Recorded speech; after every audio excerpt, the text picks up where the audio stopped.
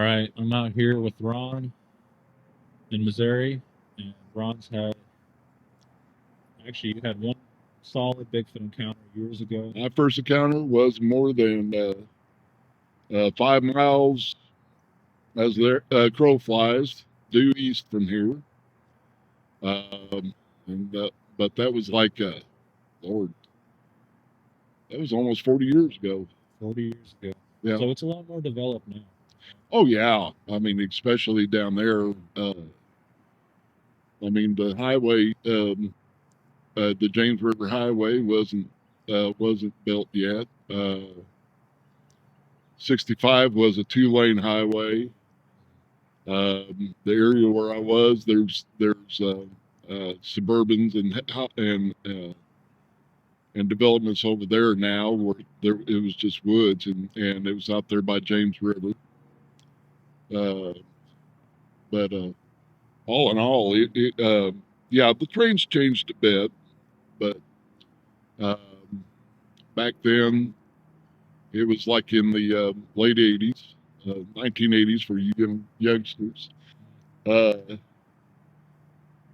I was about in my early 20s, and me and a few other guys were playing ball one Saturday afternoon in June, and someone drove by and told us that there was going to be a kegger at this place, what we call the old resort. And the kegger, I mean, of course, Saturday night, heck yeah, and so we said we'd be there. They said people ought to be showing up about 7ish, and like I said, there was like there were 7 of us, and we all loaded up in my friend Scott's Volkswagen van, and we went over there, and it was about 7:30ish, and it was in mid-June, so it wasn't dark, but it was sunset going on. We noticed nobody was there yet, so we decided to hit the trail. Now, from where the road was, where you park, to which this property is right by James River, you have to follow this trail about a quarter mile in, and there was remains of an old building that used to be a hunting resort back in the day. And we're talking, old buildings down to almost nothing but foundation, and there was a great spot for setting up a bonfire because there was an old in-ground swimming pool. It was all concrete, didn't have to worry about forest fires or anything like that. You just set up a bonfire right there, get the keg going, and you had a good Saturday night back in the day. And that was back when I was, like I said, when I was 20 stupid, early 20s. I don't know if you ever been 20 stupid, but I was. Yeah, for sure. And we sort of wandered and took around. We sort checked things out and noticed that no one was showing up and no one was there. So getting on about dusk, when there was barely any sunlight, we decided to head back and see if anybody was there. We figured that either A, nobody got called off because no one was able to pony up for the keg, or B, someone did show up and the sheriff department ran them off. So we started heading back, and like I said, there was about 7 of us, and we sort of were walking back on this trail. Now, this trail is about 2 feet elevated from the forest floor, and that's important later. That's important information later in the story. So as we were walking back, there was 3 guys in front of us, and there was 2 guys in back of us, and then there was no, there was 2 guys in front of us, 2 guys in back of us, and then 3 of us were walking in the middle. Now, the 3 of us consisted of a guy named Mike, Gene, and myself. Now, I'm 6'3", but Gene was a big old cornbread eating sucker, and he was about 6'6", 6'5", somewhere in between there. I mean, big, stocky guy. And Mike, well, he was barely 6 foot. And as we were walking down that trail, the 2 guys in front of us were about 50 yards ahead of us, and the guys in back. And it was pretty. The light was pretty dim, but we knew that we can still, see. And we were headed south, and I know this because the sun was setting on due west. And we were headed south, and we walked down there, and Gene sort of stopped, and this smell started to envelop us. And I'm talking a green fog. I mean, it was just bad smell. For lack of better terms, the only thing I could come up with how bad it was like fermented vomit. I mean, it was bad. Real thick and musky and just, ugh.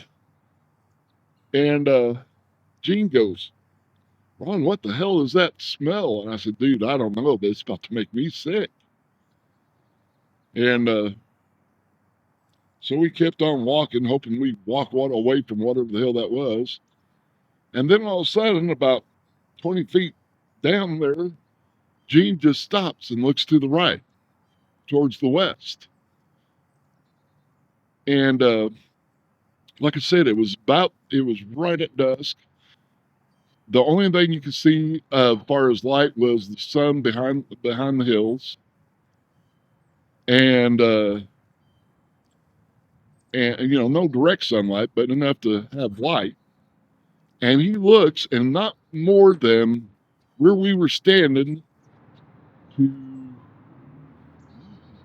about where that big tree is.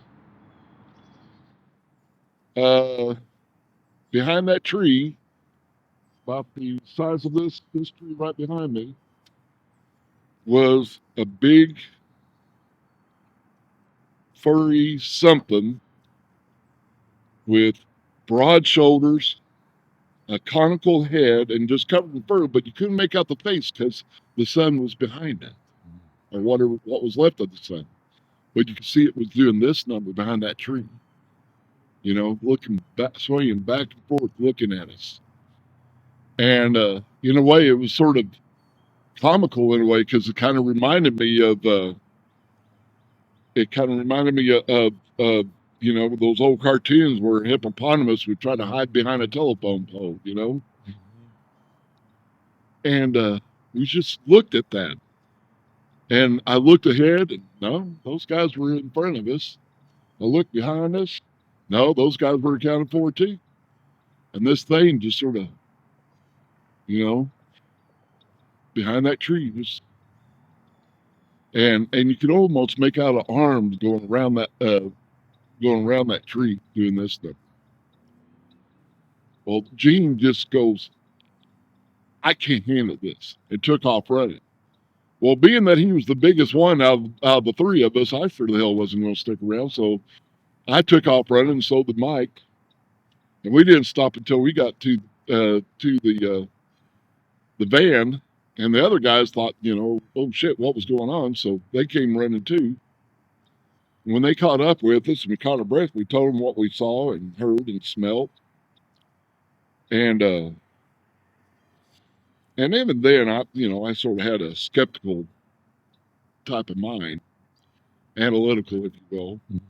And I was thinking, okay, well, maybe that was just a cedar tree swaying in the wind behind that tree, even though there was no breeze. And maybe that smell was, someone got sick the night before or something like that, because, So me and Scott went back, And I knew where the spot we were because there was a tree, a small tree that was crossing that path. And we stopped there. The smell was gone, and nothing was behind that tree. Now, I asked a anthropologist about is it common to about the smell? Why would something? And they go, well, it's not that uncommon amongst other primates. Anytime, especially males, anytime they feel that their bubble is being trespassed upon, if you will, they will emit a pheromone letting you know that you're not welcome. And this is common amongst certain apes, baboons, chimpanzees, stuff like that. Especially the males, will emit a pheromone to let you know that it's not it's not cool for you to be there. Over the years, I sort of analyzed what was going on with this. I honestly believe, and this is totally theory, that this creature that I saw behind that tree wanted us to see it. Because there could have been a family pot where, so our focus was on it, and mama and baby or whatever was making its way deeper into the woods. A diversion, if you will. And that's totally hypothetical. But here's the thing. I told you that the trail was 2 feet elevated from the forest floor.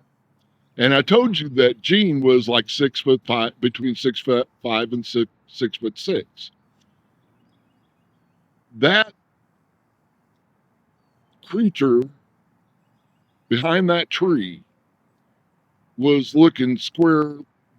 I mean, granted the distance in between, but the level playing ground, they were looking eye to eye each other.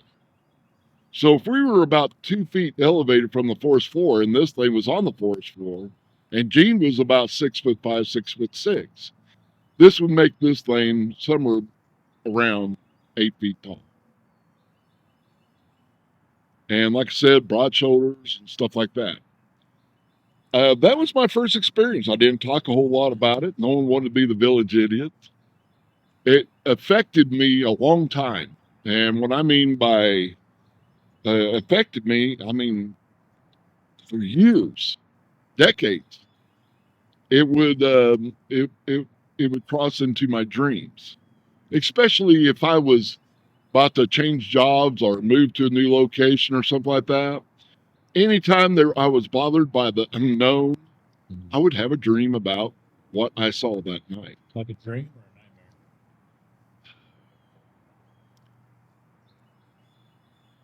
Like, was it trying to get you in the dream, or were you having...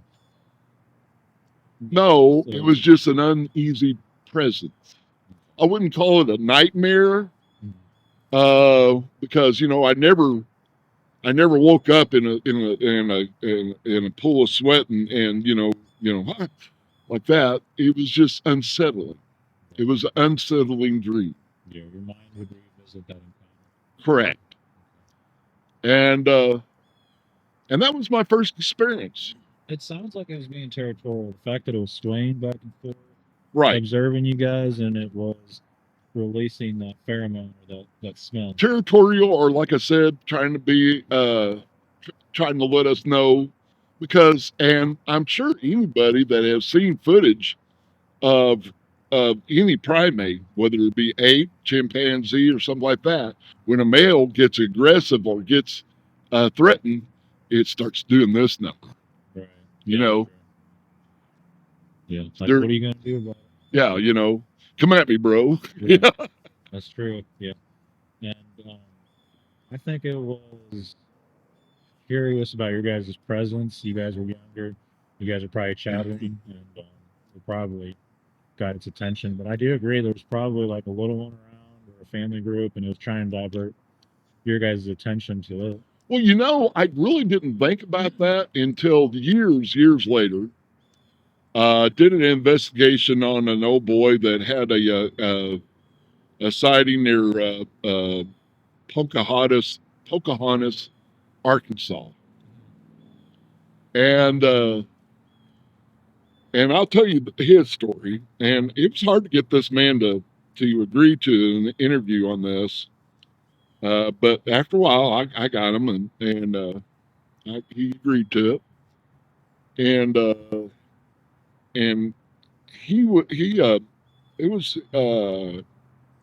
in January, and his father has passed away and left behind uh, some land with him. Mhm. And this land was a parcel that was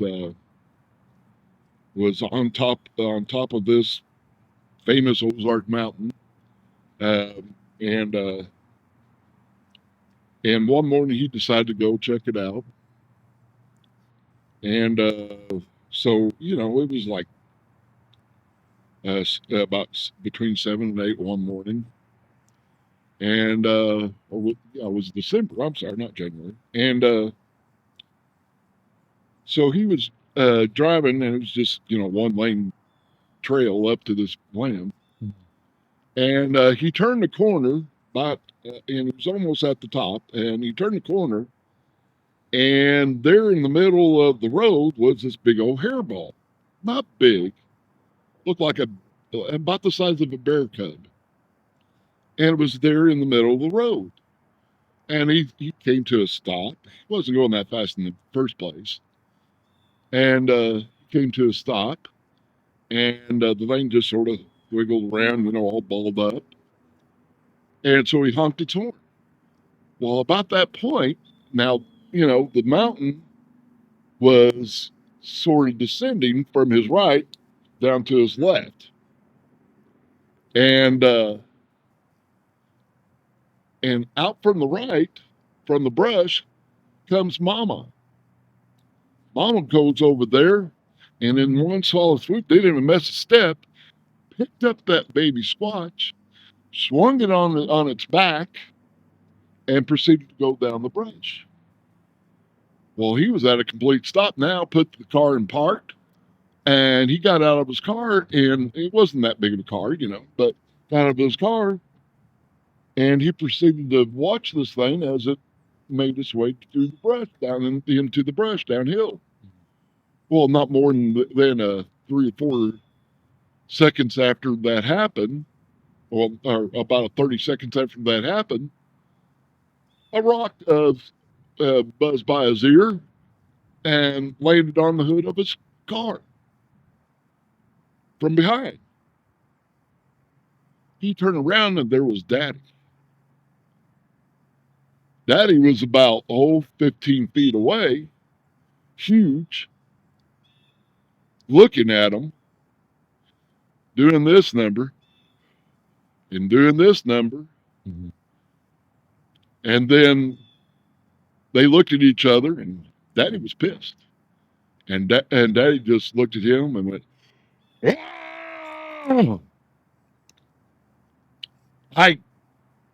To the point that it made the guy's ears ring. So it was pretty loud. Oh, louder than I ever could muster. Did he say how big the male was? He said that if I recall right, this was a long time ago.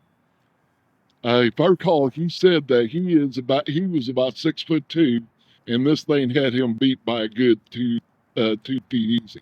His shoulders was easily my shoulders from one end to the other is 2 feet, Mhm. but he said this guy looked like he had 4 feet. He looked like he was wearing shoulder pads on big shoulders, and just stout. And so he jumped back in his car. He put that thing in drive and kept on going until he got up to the gate to his property, which was at the end of the road. Unfortunately, that was the only way down, too. Yeah. So when he got up to the top, it was still down there. It must have fallen a little bit because it was still carrying on. It was, and plus he could see from down the road as the sun, the sun came out more. That thing was still throwing rocks and brush up at him. So what was he going to do? Drive off a cliff? So I think I probably would have considered it. So he waited until it died down, either showed up or died down. It died down. It quieted down.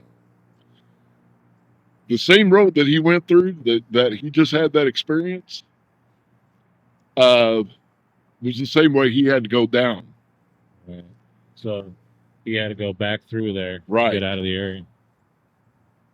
What he didn't see going up, as he was going down, the spot where he had to come to a stop for the baby squatch, there was a dead deer over there on the upside of the hill by the road.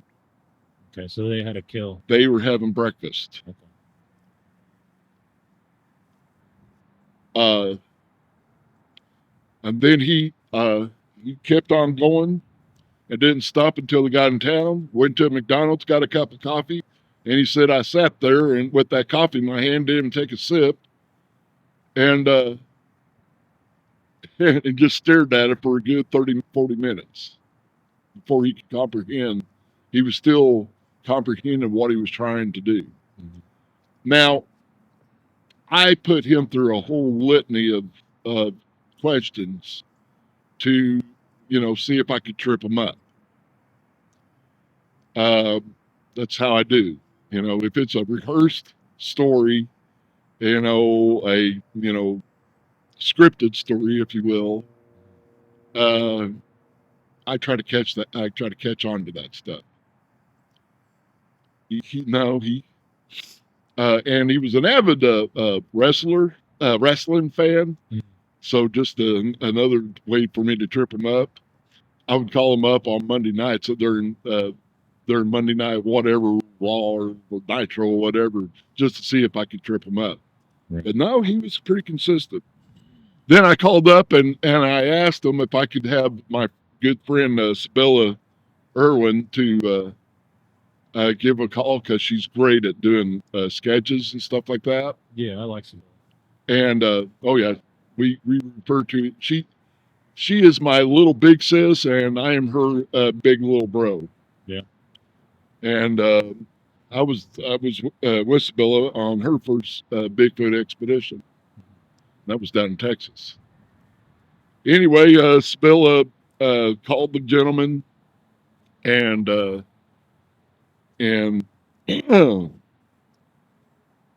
had a long talk, and Sibylla, took some pictures and drew some pictures, and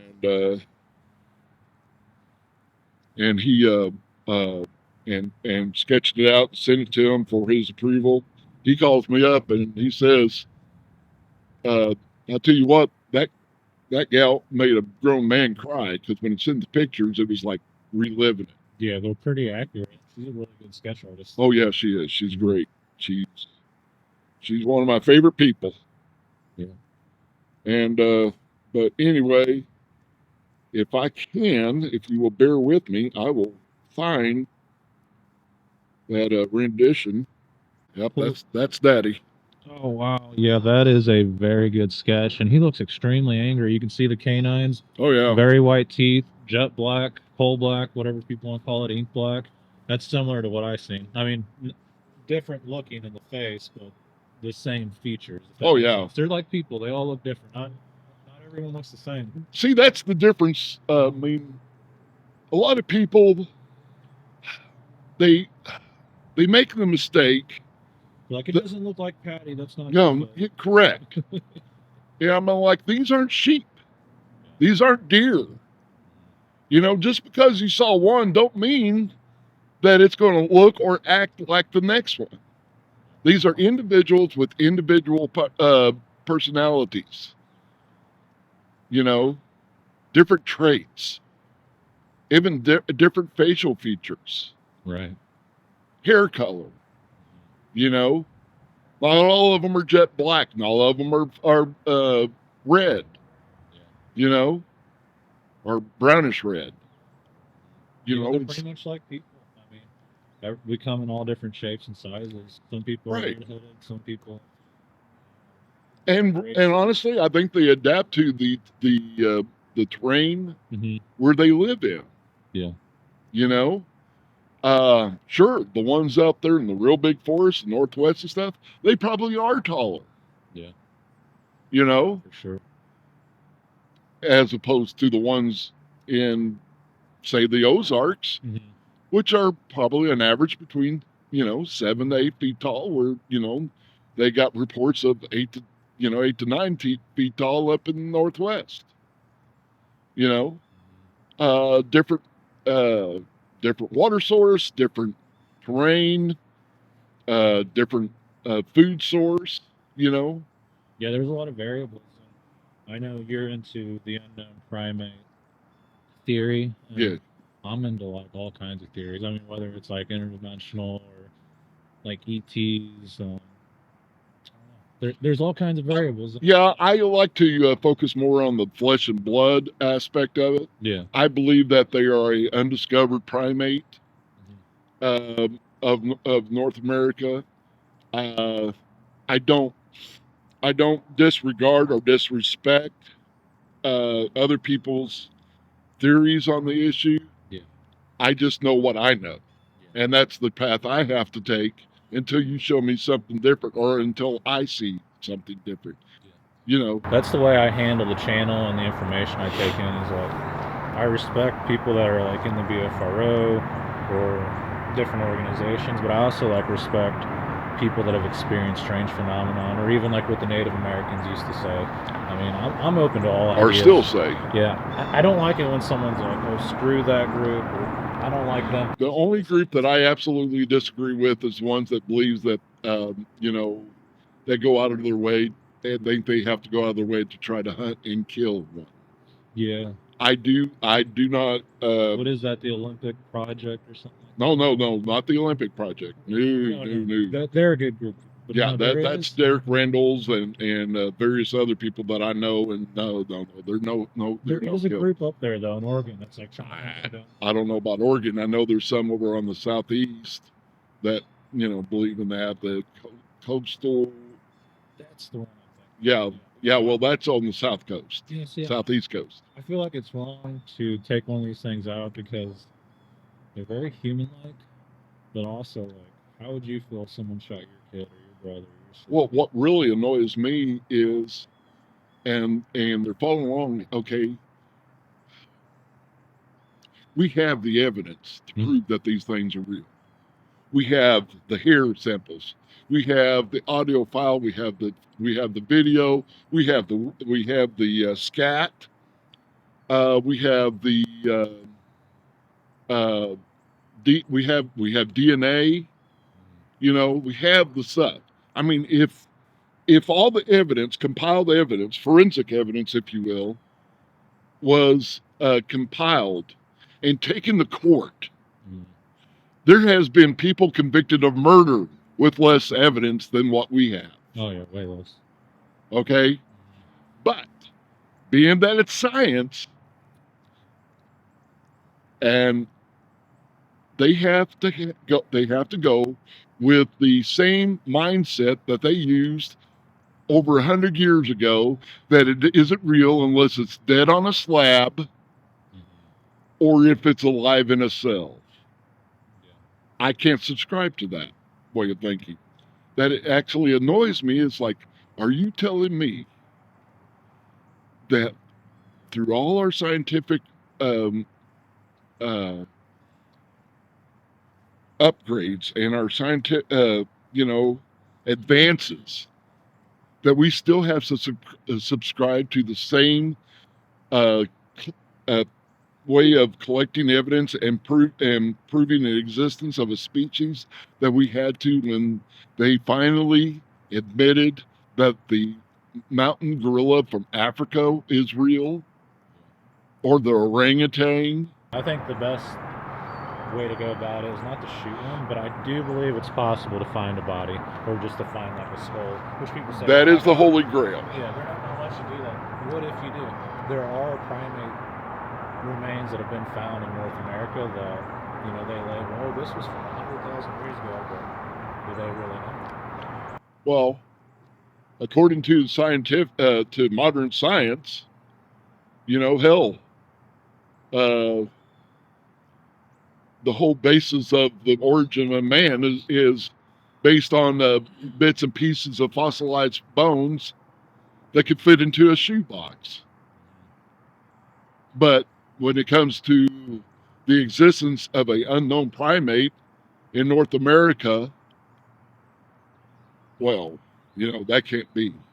It doesn't make sense to me. There's a lot of double standard. About Gigantopithegus with just like a jawbone, some teeth. And yeah, some teeth. What it ate, where it lived, and what it did. But Bigfoot doesn't exist with the tracks that we have, with the number of reports that there are. Hair samples, scat, you name it. There's no story to that. Oh no, that's folklore, that's myth. Right. Never mind that every tribe, Native American tribe in North America, has this creature, this unknown creature, ingrained into their folklore and their history. If you ever get a chance to go to a North American reservation, Native North American reservation, like down in Oklahoma, or even in New Mexico, I have been adopted into a Hiccup Apache family in Dulce, New Mexico. They call me Daharan, which means Uncle Ron. But if you ever sat with a family or group, it will amaze you because they talk about Bigfoot like it's just a matter of fact. It's not even mystifying to them. Right. It's like, oh yeah, my cousin saw one across the road just the other day. I really enjoyed Lyle Blackburn when he was talking about the waterways. Yeah. What's your theory about that? Are we recording? Yeah. Oh, okay. What is my theory on the waterways? I think it's essential for, if you are a primate, and I believe, and by the way, I believe that these things are not a herbivore or a what's the opposite of a herbivore? It's an omnivore. It'll eat both, meat and vegetation. But the main thing that they have to have in order to survive, like anything else, is water. They have to have water. Okay? And if they know an area, and you know what else has to have water? Vegetation.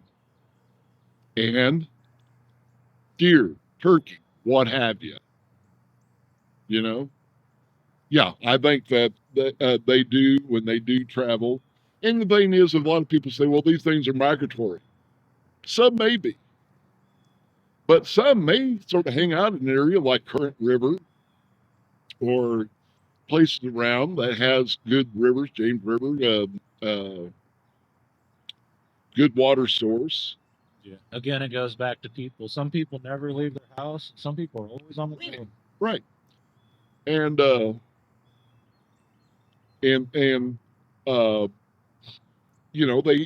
follow along. But the thing is, what we consider our home, which is like 24, just for a number, 2,500 square foot, could be 2,500 square miles to them. They hunt, they scavenge, and eat. in one certain area. Well, pickings getting a little slim. Let's go over to section, 2. But make sure that they have a water source at all times. I bet they're kind of like mountain lions, like they got a big perimeter. Oh yeah, definitely. Definitely. It's Derek Randall's, um, I believe, is head of the Olympic Project. Mm-hmm. He brought up a interesting theory that I got to. I have to respect, and actually, when he first said it, I'm like, wow, that's great. He believes that if there is a alpha predator in the area, there's not another alpha predator in the area. Don't like running out. Yeah, if there's if you see, because the Olympic Project they have a big string of game camps through this area. Mm-hmm. And if they see a string of mountain lion activity, odds are you won't see Bigfoot activity. If you see a big string of grizz, odds are you won't see Bigfoot activity. But if you don't see grizz or a mountain lion, maybe there's the probability is more likely a Bigfoot activity. So yeah, it's sort of an alpha predator dominance in that certain area, and you know what, that absolutely makes sense to me. A lot of people get very theoretical with this research, and you have to be, but you got to apply a good chunk of common sense in this too. And the first thing you got to do is you have to study the environment that you're in. You have to you got to know what type of animals live in this area, what sounds they make, especially nocturnal. People will play sounds to me that they've recorded, and the one that's fun for me that I love is they'll play a barred owl at night when they do the monkey chatter. Have you ever heard this? Yeah. The Yeah. okay, a person that doesn't know that a barred owl makes that sound will swear up and down that it was Bigfoot. Oh yeah, I get that all the time. No, I do believe that Bigfoot will mimic Oh, absolutely. predators, but you have to have the activity that day, like where they wood knocking, where they crashing out trees. Now, Right. maybe that is them at night, surrounding you and doing alcohols. But And you only hear the alcohol. and about the wood knocking is, a lot of people don't. Once again, if you're not familiar with the terrain, with the people, with the animals that are in that area, beavers are nocturnal. Yeah, Beavers will slap, and I've heard it. Mhm. They will slap that tail and sound like a shotgun. I heard it in Alaska. I thought something threw like a boulder into the Kenai River, and it happened a few times. I'm like, dude, I swear something threw a rock into the river. And my buddy's like, no, that's a beaver slapping its tail. And later on, we saw it surface and it slapped its tail. But yeah, in some areas there's no water. Like there's dry creek beds. If you hear a loud, solid knock, Oh, I've heard wood knocks, and there's a difference. But yeah, you got to be careful if you're in an area and there's beaver activity. Odds are you heard a beaver and not a wood knock. Yeah. A solid wood knock sounds like you took a Louisville slugger and smacked it up against the tree. Yeah. A lot of times they'll kind of like surround. Hell, I've mistaken it. I thought it was a gunshot. Yeah. Yeah. Sometimes it sounds like a 410 shotgun. Right.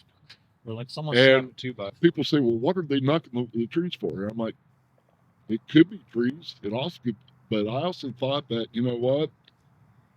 And this is based on creatures that we know, animals we know.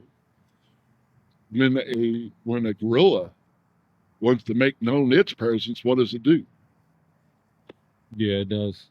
It's crazy how it sounds like drums. Exactly, like a bongo. Yeah. Well, what about if it was a bigger hand hitting a bigger chest? Yeah. It could be them hitting their chest. I've heard people say like they cup their hands and slap it, or they slap a tree. Some people say they do it with their mouth.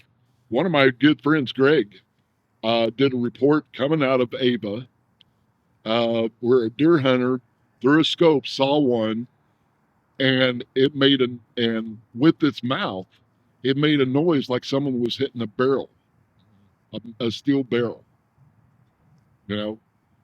And he actually watched this thing, and when it came up to just right at the opening, because he was up in a tree stand, and and and uh, and he watched this thing come up right to the edge of the plane, looked around, and with its mouth made a noise like you know, person's lip or whatever, and it sounded like someone hitting a barrel drum. Mhm. You know, boom, Like a metallic sound? metallic sound. Yeah. Okay, that's interesting. Some people have reported, I've heard it myself, but some people say like it's doorways opening, portals. It sounded like someone threw like a big rock at a stop sign, and it's like, you're out in the middle of the woods, like there's no stop sign. There's so many variables, so many ways of sounds. You can't. I've always lived on the premises, especially when I got into this research, when all things possible has been accounted for, only then can you look to the impossible. Yeah. What I heard was like someone shut the hatch to a tank. Yeah. And I've heard people say they can mimic sounds of machinery or like motor sounds. And it's like, well, Right. maybe parrots do, so why not Sasquatch? Down in Texas, and talking about Sabella because she was there. One called out my name. What did it say? It said Ron? Ron. I'll tell you the story. It was an expedition, like I said, Sabella's first expedition, and we were down in the panhandle of Texas, and we were all set up for camp, and then we got word that a big snowstorm was coming, and we're talking, big overnight snowstorm, and the leader of that expedition said, "You know what, guys, we need to go in town and find a place because this storm's we can come back tomorrow, but the storm's going to be where if you're sleeping in tents, you're going to be sopping wet cold." And sure enough, it was like one of those big slop wet snows that covered that came up to about a foot and a half in a matter of 10 hours. Yeah. And so we all spent the night in the neighboring town. We went back, and we were salvaging the water cans, putting things together, back together, and this, that, and the other, and basically getting our campsite back up to par. And there was people were calling my name all the time. "Hey, Ron, can you help me with this? Ron, where do you want that?" And plus there was another Ron there, so hell, they even heard me call out for Ron. "Hey, Ron, give me a hand with this,"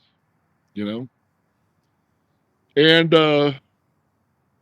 this was going on all day long. We got all our kit back. The snow melted, practically was gone by the next day. It was that wet, sloppy overnight snow. Yeah, it's the worst. Yes. And, not that fine powder snow that you can deal with. It was that wet, sloppy snow that made everything wet and muddy. So we got everything going.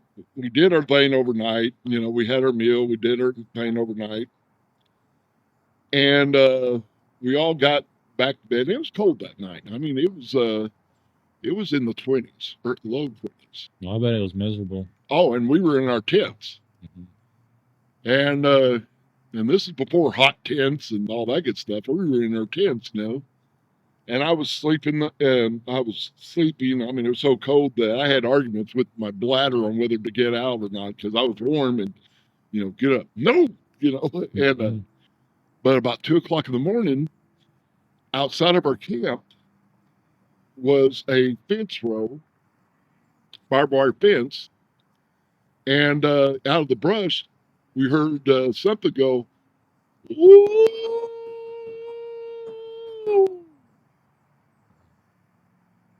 And not soon after, heard, "Run, run." Well, I responded, "Yeah, I heard it. I hope someone recorded that." And then it got quiet and everybody's room. So That's creepy as hell. Did anyone record it? I'm not sure. I don't think so, but I'm not sure. When we did that podcast, I told you about my buddy in Southeast Missouri. He was camping in a Sasquatch hotspot area, and one of them said his name. Oh. Yeah. Well, the That's the creepy. next morning we were sitting around the camp. It was me, Dennis Pohl from Colorado, uh, uh, the other Ron, Sabella, and we were all sitting around that camp getting warm, and they're drinking coffee, and one friend, his name was Bernie. He gets out of his little tent, and because I thought he was the one that called my name, and he got settled and got his coffee. I said, "So Bernie, so you heard that sound about 2 o'clock in the morning?" He goes, "What sound?" "I didn't hear your sound." And Sabella and me, and well, you called out to Ron. "No, I didn't." Okay, this is getting spooky. I don't know what was settling. Bigfoot calling my name or Bernie calling out his name in my sleep, but it was getting spooky. Yeah. And I'm like, okay. Well, a friend, Jerry, who had a pop-up camper right next to the fence, he comes out of his camper. He goes, "Hey guys, I got news for you. Whatever was calling your name didn't come from the camp." He pointed back in the woods. He goes, "He was coming from there." Yeah, that's scary. That's something that'll keep you wondering for the rest of your life. Like, what the hell? Yeah. They can talk, man. I told Matt, Moneymaker, about that, and he goes, "I heard about that, and I just really don't know what to say." Yeah, I really don't know what to think about it, but I don't discredit it either. Right. They have their own distinct language, and they can mimic anything, really. Most primates do. Motorized sounds, people.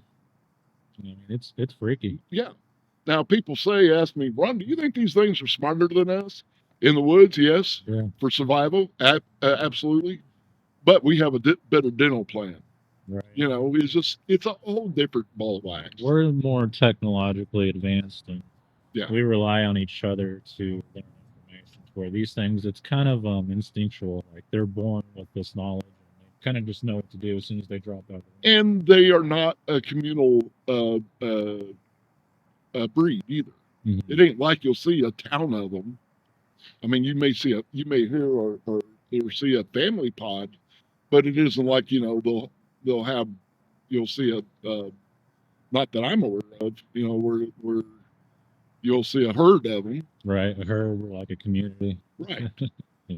So and that just goes to prove the advancement of intelligence goes along with community work, but based on community. Mhm. Yeah, absolutely. A lot of people want to find out, like, where did this sighting happen at?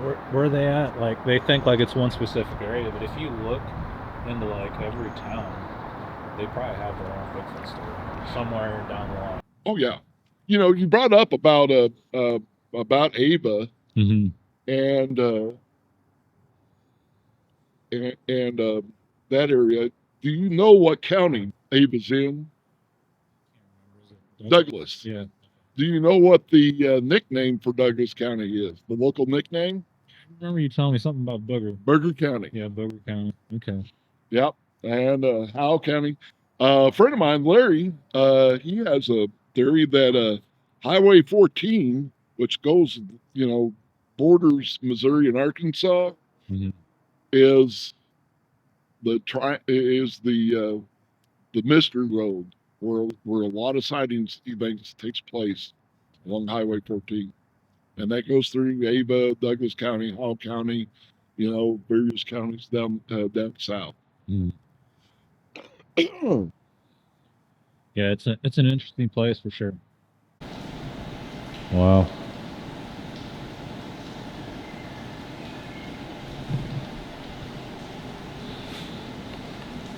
The barn owl school.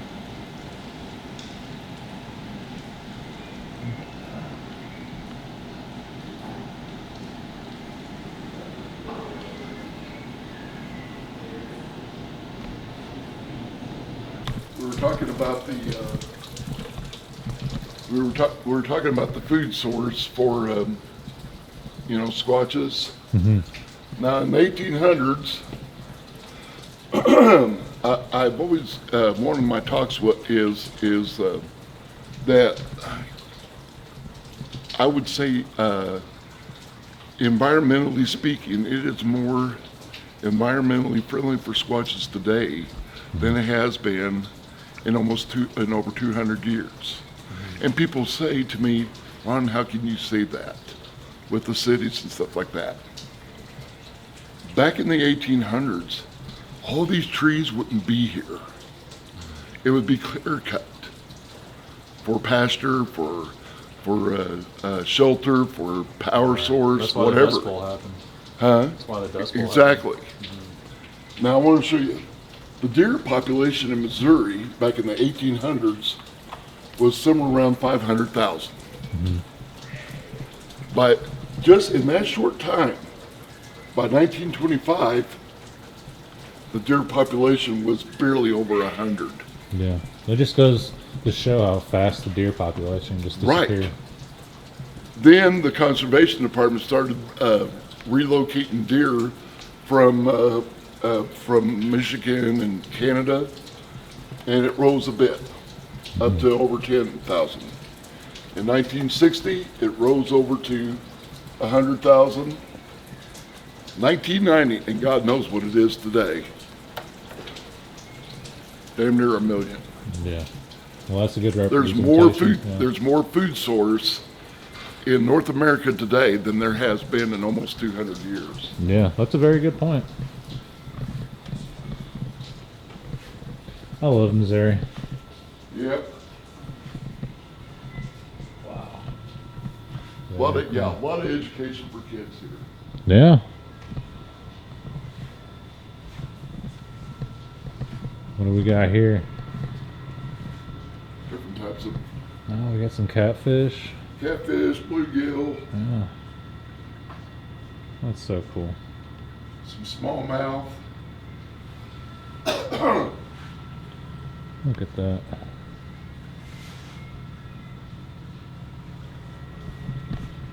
I don't know if you'll be able to videotape this. Is it off limits? Come on in. Oh, there's deer right there.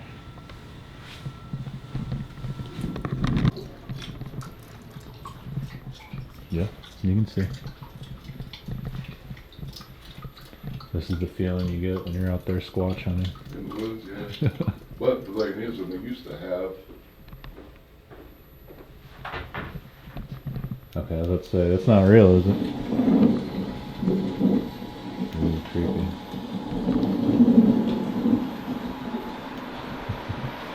Oh, there's a wall.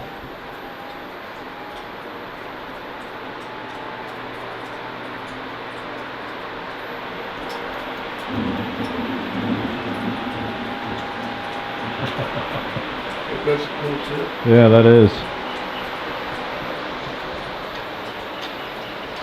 Now, if they had like a squatch that was like peeking out behind the trees, that would be like.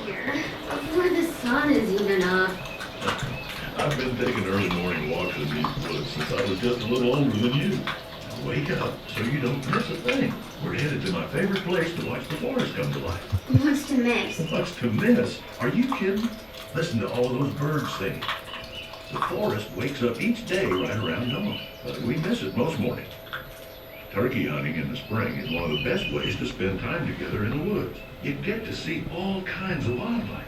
If we're lucky, we might even get a turkey today. Where are they? Well, right now they're up in the trees roosting, and we're looking for a gobbler.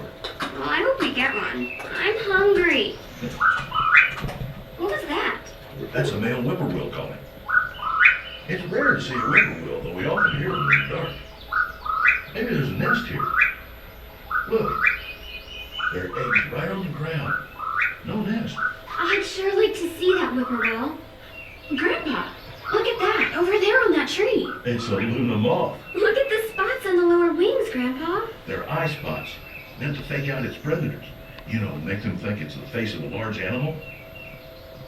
Come on, let's get to my favorite turkey hunting spot before the sun rises. Look, a baby owl. That's an eastern screech owl, and it's fully grown at 8 to 10 inches tall. This is the screech owl's nesting season. Yeah, it probably has a nest right in that tree. It sounds like a whistle going down the scale. You're right, it does.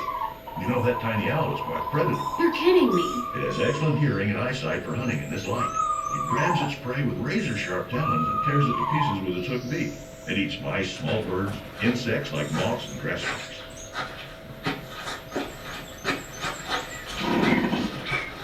What was that? That was a deer snorter. We must have startled it. Wow. Do you think... Oh, my. Did you hear that? That's a wild turkey gobbler. They're coming off their roost in the treetops. They sound like they're getting closer. And just in time, the sun's coming up. Let's try and come over the mountains so we have a chance of getting one.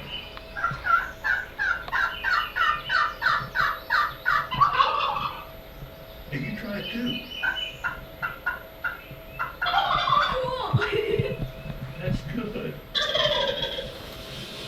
Whoa, There it's it is. huge. I'm so glad I came with you today. Me too. Any morning spent together in the woods is a good one, whether we bring home a turkey or not. That's pretty cool. We were in the woods in Douglas County one time, and we had set up a base camp down there, and we kept on hearing we were sitting around the campfire, and we kept on hearing what we thought was something being thrown at us. What was it? Flying squirrels. Yeah. Hitting You don't that ground. realize they're around you. Oh, yeah. They were hitting you guys? Well, they were close to us. You don't realize they're around you till you get a pair of thermal optics. And then Right. they're just flying around like Superman at night. It's pretty cool to see. Well, and see, that's my thing. That's my point about getting to know your environment around you. Mm-hmm. Like bottomland forest. You got to know what certain plantations are, like this, wild strawberries, Yeah. elderberry, pawpaws. Those are all Squatch favorites right there. Oh yeah. Mm-hmm. Vegetation. Leaves a 3. Leave it be. There's a lot to learn there. Yeah, you absolutely got to. If you're serious about this research, you have got to know the ecology of the area that you're going. Very true. You got to know what's grown and when it's grown and where. And the noises that they make. Yeah.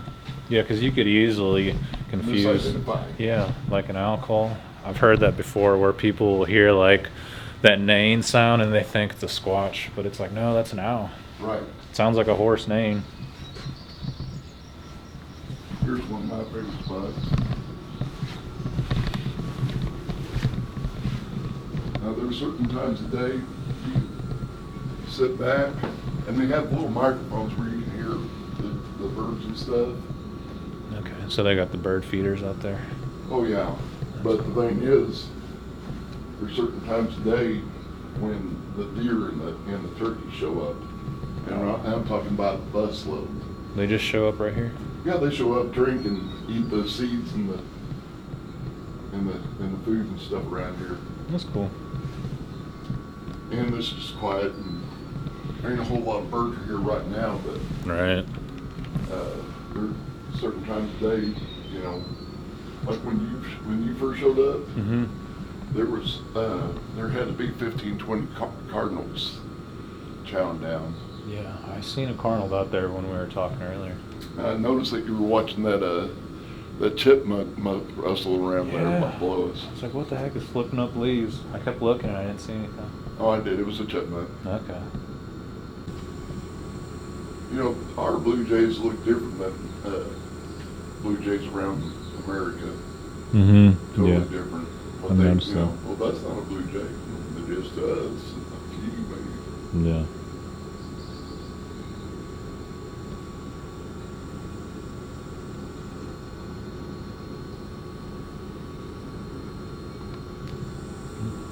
There's a woodpecker. Yeah.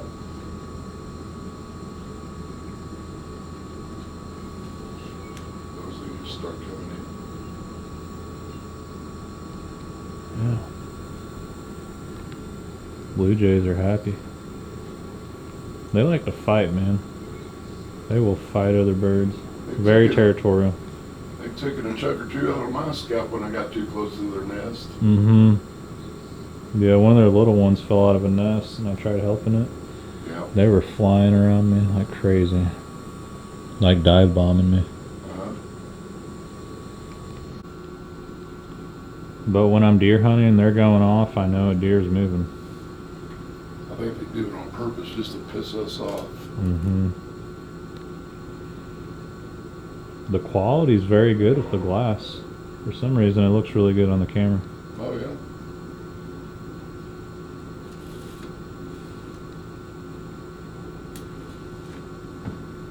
Avian bird flu came through. Mm-hmm. It hit the blue jay population kind of hard that year. They're making a comeback now. Yeah. Was that last year or during that in December, or was that last month? That was like last month. Yeah. Yeah, it definitely sounds like they weren't prepared. Well, let's go on this drill and find us a Bigfoot. Yeah. Right. How'd that work out for them? Yeah.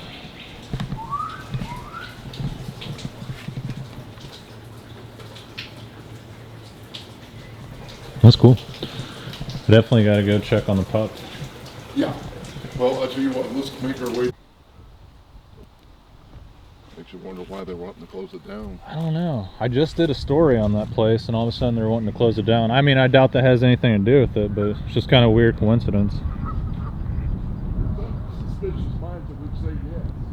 Right. I have, and I want to leave that up to you, whether you want to get Mexican food, pizza, There's Chinese Mexican food. There's Italian, there's Japanese, Vietnamese, Chinese, Korean.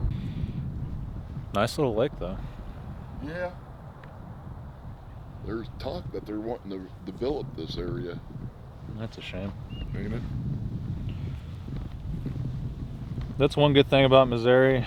I mean, one bad thing too, there's not very many people. Like, there's a lot of people, but when you go to the East Coast or West Coast, there's a ton of people.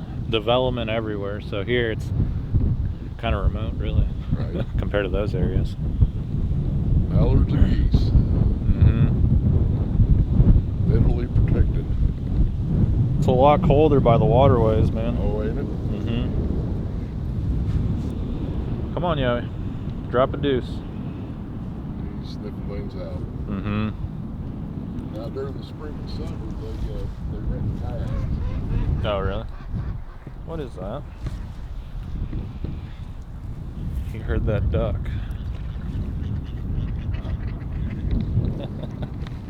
What is that, Yowie? What is I it? think here where a flock of snow geese came in. Really? Ever seen a flock of snow geese? Thousands of them. Looks Are like they? a tornado. Really? Are they different than regular geese? Oh yeah, but than Canadian geese.